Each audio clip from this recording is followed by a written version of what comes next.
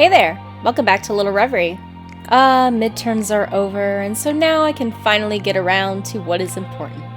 I mean, yeah, education is important too, but you know what? So is creativity. Typically, I would love to get about 2 videos a month done, so it kind of bums me out a bit that I haven't uploaded in about a month. I actually was working on another video, but I stopped midway because I really didn't like the quality. I'd very much prefer getting out a video to you guys once a month that was recorded properly as opposed to a rushed hot mess. Even so, to make up for that, today I'll be starting on my very first doll series. For those who have read the About section on my channel, you'll probably know that I want a good portion of my repaints here to be influenced by anime and gaming. I actually briefly mentioned my plan for this series in Noelle's video, and gave a bit of a hint to it as well. And since the video title kinda gives it away, I'll be making the 3 Magic Knights, Hikaru Shido, Umi Ryuuzaki, and Fu Houji from Clamp's series Magic Knight Rayearth. Magic Knight Rayearth is an anime and manga series where 3 junior high school girls are whisked away to another world called Sephiroth while on a school trip to Tokyo Tower. And upon arriving, they are told to become the Magic Knights and save Sephiroth. Well, that's the story in a nutshell at least. It's a really good series, both the anime and the manga, so I advise you to check it out if you ever have the time. I've always adored Clamp's anime and manga, and Magic Knight Rayearth was probably the first manga I think I've ever read, as well as one of the first anime series I watched many years ago. I'd honestly love to do a repaint of some other Clamp characters as well in the future, like Yuko from Holic, Sakura from both Cardcaptor and Tsubasa. Let me know in the comments if you guys would like to see these repaints, or if you have any other suggestions. For today at the 3 Magic Knights, we'll be making Umi. Umi is the Magic Knight with the water element and is easily the most refined and elegant of the bunch, though she's also the most impulsive and willing to speak her mind as well. But I have to practice for an important fencing match next week! What am I going to do about that? In order to make her, I'll be using this Draculara here, who kind of looks like she just rolled out of bed. Ugh, that hair. Now then, onto the process. One issue I do have with this doll is the joints in her legs. They're pretty bad. It's honestly a miracle I got her to stand up before in the intro, even with the doll stand. Her joints in her arms are in great shape though. Is it just me, or is it that the leg joints are typically the first ones to go bad? We will deal with this issue later and see if there's anything we can do to at least improve the joints. So long as I can get them stable enough to where posing her is not an uphill battle with each shot, I think I'll be satisfied. But first, as always, I start by cutting her hair and removing her factory paint with 100% acetone. Once that is done, I remove her head using hot boiling water so I can pull out the remaining hair stubble. Now before starting on the face-up, I wanted to try a little technique I found for fixing loose joints on dolls. Thank you, Google search. Taking some clear coat nail polish, I lightly coat the top of the disc of the joint. Be careful not to get nail polish in between the disc, or you could potentially get joints that are maybe a little too stiff. You can also use super glue for an equally effective fix. Basically, the nail polish or glue gives the joint some tooth, so it helps with stiffening up the joint and making it less likely to fall prey to gravity. With the nail polish, I go over the discs a few times until I'm satisfied with how tight the joints are.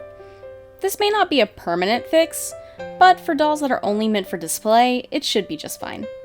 And with that problem all fixed, let's now move on to the face-up.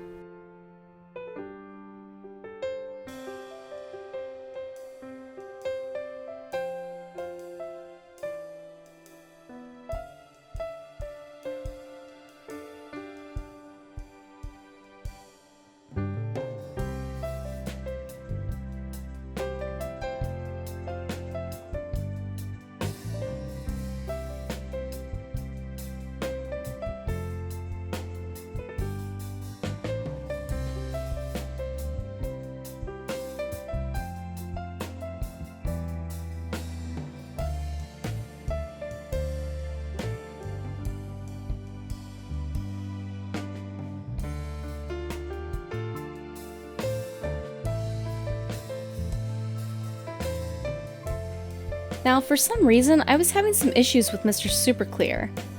I'm not sure as to why, but the sealant was wanting to chip in a couple of areas, and it wasn't taking my watercolor pencils well either, which was pretty much towards the inner portion of the eyes. She was also getting pretty shiny.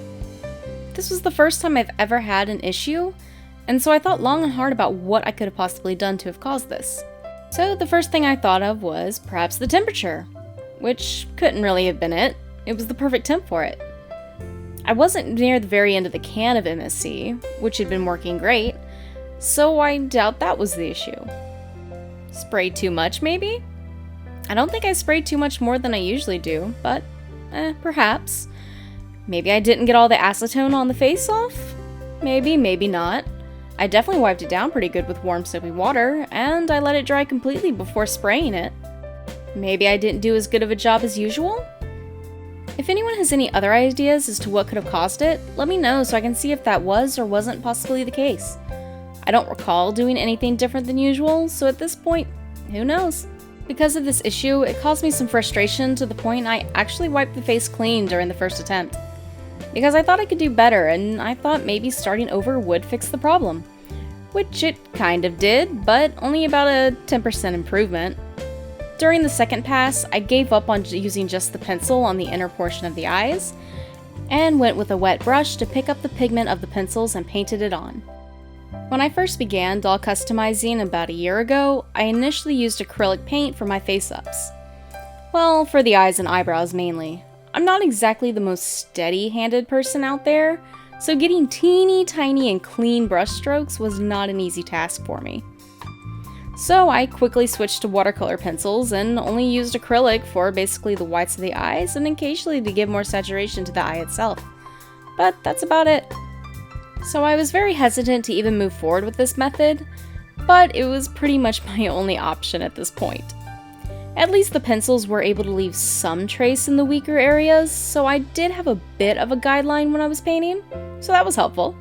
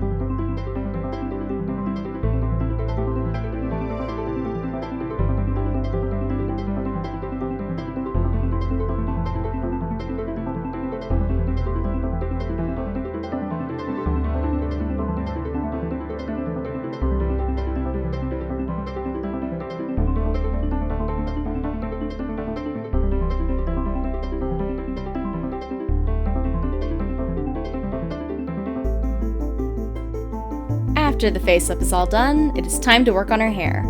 I used water matte from Treasure Dolls on Etsy.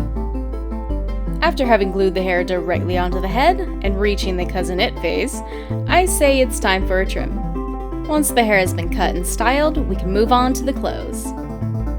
If you follow me on Instagram, you would know that I've been getting into sewing lately.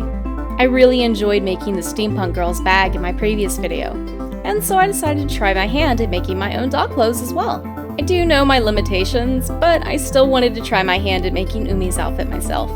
I didn't exactly film the part of me making the clothes, because it was a lot of trial and error and definitely a major learning curve.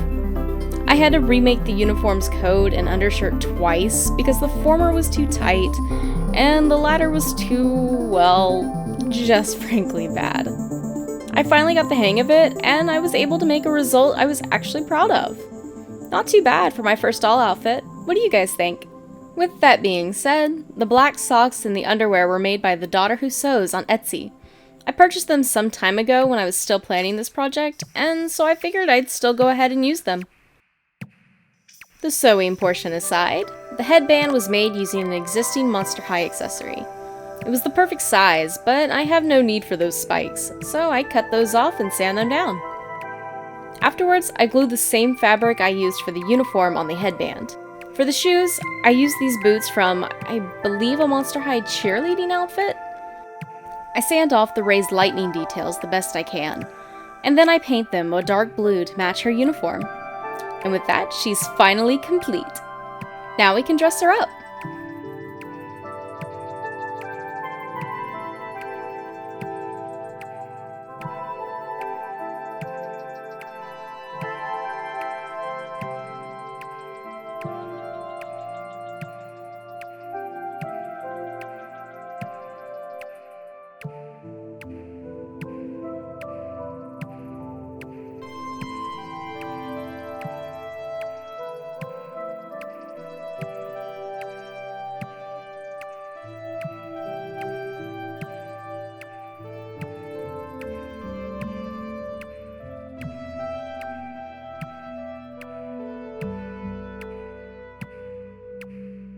I really love how Umi turned out, and I can't wait to see all 3 Magic Nights complete.